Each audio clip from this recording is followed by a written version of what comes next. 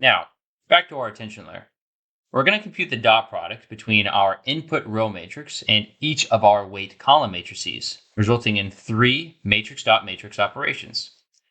Since each row vector represents the initial embedding of one of our tokens, and since each weight matrix is a square matrix with shape d by d, the resulting output for each vector will maintain its original shape and would have altered its embedding dimension to portray new information. For a visual, it's helpful to think of these weight matrices as asking a question of the initial input, and the resulting output is answering that question. The questions being asked by the weight, query key, and value matrices, respectively, are what do I need, what do I have, and what will I give? To declutter our board a little bit, we'll just focus on a single row vector initially. So let's zoom in on our beam row vector and see how the query, key, and value matrices will respectively affect the output. Since we only have 8 dimensions, our example is going to be pretty cut and dry. But just remember that models that have dimensions into the thousands will have much more abstract representations at each embedding. Now, for our dimensions, let's assume that the 0th index is higher if it has to do with an action or is verb related. The first index is higher if it's talking about something in the first person. The second, if it's singular. The third, if it has to do with direction. Fourth, if it's in the present tense. Fifth, if it's in the past tense. Sixth, future tense. And seventh, related to a subject or object.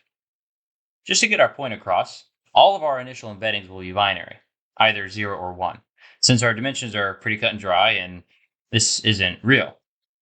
I know I'm repeating myself, but it's important. Just like our dimensions are abstract, our token embeddings aren't really binary. They can have a negative or positive relationship with any of the abstract dimensions. We can imagine Beam's initial embedding would look something like this: a positive relationship with action and a positive relationship with present, because it's a verb and it is a verb in the present tense. As the Beam row vector gets dotted with each of the weight query column vectors, indices 0 through 7, the 8 resulting scalar outputs will be a row vector representation of Beam answering the question, what do I need? Now, in our binary example, our 0th and 4th index in each of the dot products is what will trigger a high or a low scalar value in the resulting output, because these are the indices that will be multiplied by our high action and our high present tense values in our initial embedding. Since Beam needs to know whether or not it's an action, its tense, and what object is acting on it in order to fully understand itself in its context, we can assume that the 0th and 4th indices in the 0th, 4th, 5th, 6th, and 7th column vectors are high values, because our resulting scalar values from those dot products needs to be high. Now, less important, but still helpful, a verb or action would benefit from knowing what direction it's going in, whether it's jumped down or turned right or veered left. So we can assume some moderate weights in our third column vector. And sure, whether the action is happening to someone in the first person or happening to one or more people is helpful, but significantly less important than the other dimensions. So we'll assume a much lower weight in the first and second column vector. It's the same logic with the weight key matrix, except these parameters were tuned to highlight what do I actually have to share right now. The resulting key vector for Beam will have a high 0 index for action and a high 4th, 5th, 6th index for the tense. Even though the initial embedding of Beam is 0 for past and future, the fact that it has a high present tense indicates that it does have information to share about whether or not the verb is in the past or future tense. But it has nothing to share with respect to the first person, singular, direction, or object. So note that with the query matrix, if the initial embedding has a high action and a high present tense, then the implication there is that there's an object related to that token that we need information about. But with respect to the key matrix, just because I have a high action and I have a high present tense, doesn't mean I yet know anything about my object. Moving on to value. This is answering the question, when I do have something, what do I give? The primary function of the weight value matrix is to re-encode the input matrix's content into a vector space that is maximally useful to pass on to the next layer.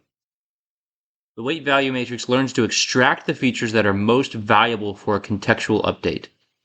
It doesn't yet know which dimensions or features will be relevant to the current input because it doesn't yet know how the tokens attend to one another. It only knows what information is worth sharing regardless of the attention.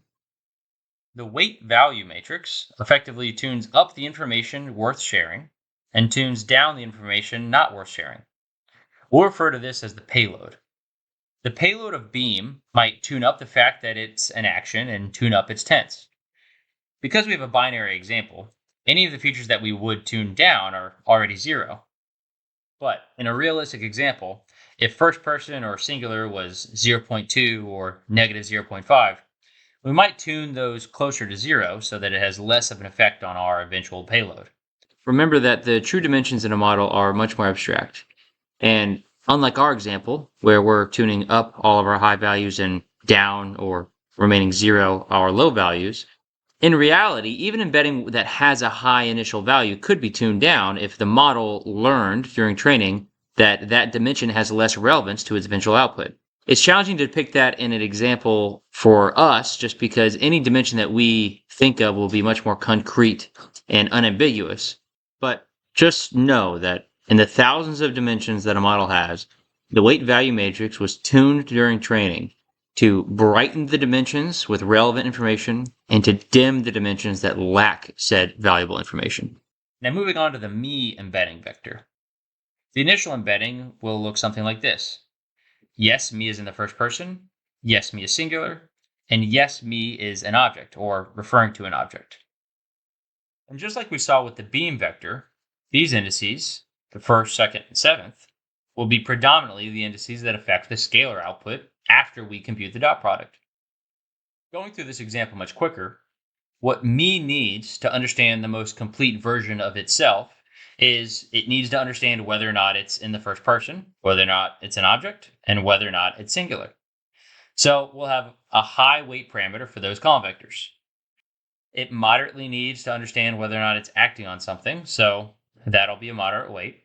And the direction or the tense of the surrounding tokens don't ever really affect the context of me, so there will be a lower weight parameter for those column vectors.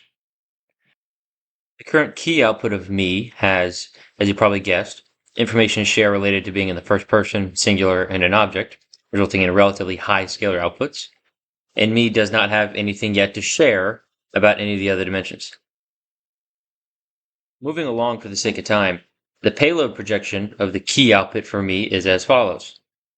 I won't step through up, just because for our attention example, we'll predominantly be focusing on how beam and me affect one another.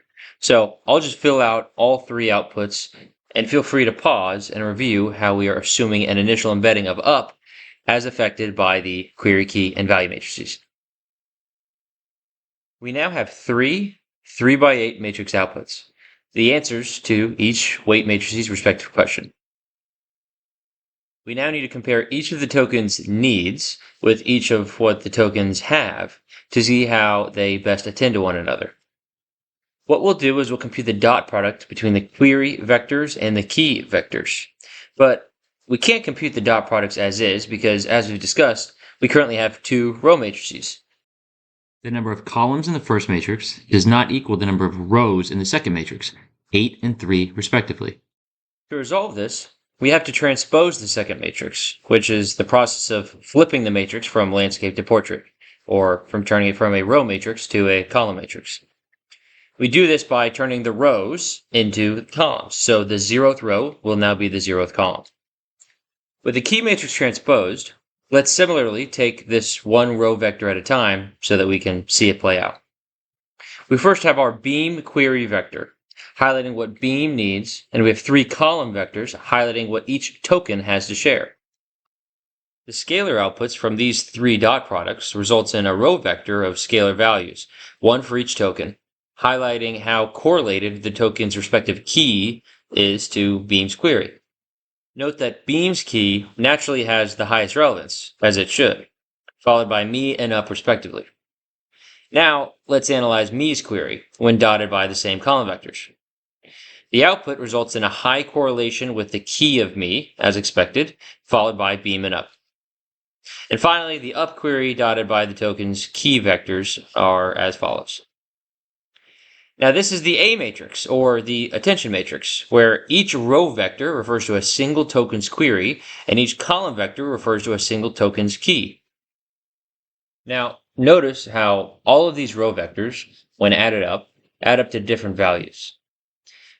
Because of this results in, for example, our query beam and our key me having a correlation of 1.36 to be completely relative and not immediately useful when helping us understand the attention. What we need to do is normalize each row vector so that each row vector is on the exact same scale. How we'll do this is we'll compute the softmax function, which functionally divides each index by the sum of all indices. This ensures that the sum of our row vector will equal 1. Now, one tiny detail is we don't actually just divide each index by the sum of all indices. We actually raise e to the power of each index value prior to dividing by the sum of e to the power of each index. The softmax function leverages e in this manner to account for negative values. Like we said, since this initial query and key matrix can actually have negative values, the dot product between the two could result in beam query and up key actually having a negative scalar output. If we normalized by just computing the original index divided by the sum of the original indices, note how by adding a negative number into this mix, it completely messes up the attention output. Now, as a quick refresher from some high school linear algebra, the value of E is an irrational mathematical constant approximately equal to 2.7182. It's used in many standard equations because it's the base of the natural logarithm and has the unique property that its derivative is itself. As the exponent of any number approaches negative infinity, the result will conveniently approach 0, and as the exponent of any number approaches positive infinity, the result will approach positive infinity. So, with negative exponents maintaining a positive value, the softmax function successfully stabilizes its sum operation regardless of the initial input. Quickly carrying this out for our example as a comparison, raising e to the power of 2.58 results in 13.2, to the power of negative 2.5 results in 0.08, and to the power of 1.23 results in 3.42. The sum of our values now equals 16.7. We now need to remember that the softmax numerator is still not simply just the original scalar, but e raised to each respective original scalar. This results in a softmax output for each index of 13.2 over 16.7, 0.08 over 16.7, and 3.42 over 16.7.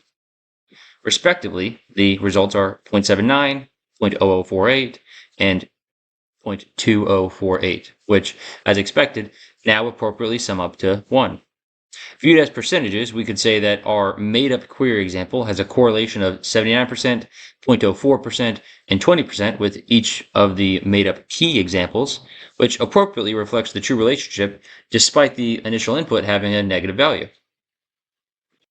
With that understanding, we compute the softmax function for each row vector, and we now have the amount that we want the value of each token to adjust the initial embedding by for each token. Now, we didn't do it here, but for the sake of completeness, the actual architecture divides each index prior to calculating the softmax by the square root of the number of dimensions. This ensures a more stable training process and results in a more effective softmax distribution. Just focusing on the first row vector, or the query of beam, we can see that 64% of its needs correlate with its own original content, or key, and 19% of its needs were correlated to the me embedding's contents, or key. Note that 17% is correlated to up, which is less correlated than the me key, directly because Beam's query had a higher weight, or need, for its object dimension than it did for its direction dimension. Now we compute the dot product of our attention matrix, or our attention row vector, by our value matrix. Per usual, we'll start with our first row vector so we can see how it all works up close, and then we'll zoom out to see the final output. Since the attention vector for beam has shape 1 by 3, and the value output has shape 3 by 8, The resulting shape for beam's representation will be 1 by 8, or a row vector, which keeps its embedding representation at 8 dimensions, maintaining its shape as we exit the attention layer. Each new adjusted dimension will give 64% credence to what beam has to share, 19% credence to what me has to share, and 16.7% interest to what up has to share. Since beam has the largest impact, it will influence the payload the most, while leaving roughly 35% of the adjustment to the key values of me and up. Carrying this out for the rest of the dimensions, we now get the total payload that will be used to adjust or tweak our initial embedding. Carrying it out for the next vectors, me and up's adjusted embedding will look as follows. So note, the attention layer receives an input that is reflective of its initial embedding or current embedding, and it outputs the delta or the adjustment required to better reflect the tokens with respect to this specific sequence's context.